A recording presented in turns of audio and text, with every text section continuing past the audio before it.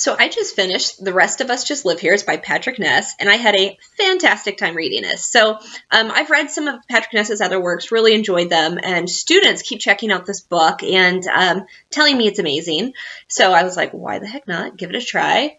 It had this really interesting concept. So we have our main character, Mikey, and he has kind of like this foursome that he hangs out with. So his sister Mel, his best friend Jared, and then his sister's friend Henna, who he has like this unrequited love for. And so Mikey, unfortunately, is dealing with a lot of stressful issues. Like he has some OCD problems that he's dealing with. His sister is recovering from a eating disorder. And their parents just aren't very supportive people. Like his mom's in state government and is like just not very nice. Their dad's an alcoholic and very absent.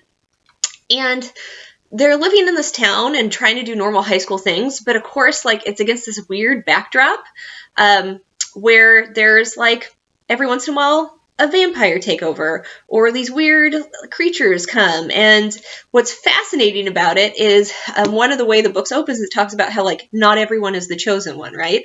So like Mikey and his gang are not the ones fighting the vampires or fighting the evil gods or anything like that. They're just going about their normal lives while like all the stuff is in the background. So one of the things I loved was at the start of each chapter, there's this like little tiny bit up top where it kind of has this like brief notes of these crazy things that are happening and how like what they call the indie kids are out like fighting these like fantastical beings, but like Mikey and his friends, like they just live here. They're just trying to get through their lives.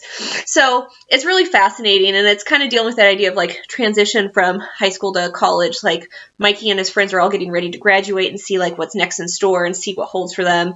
It focuses a lot on his friendships and then his, of course, unrequited love for Henna.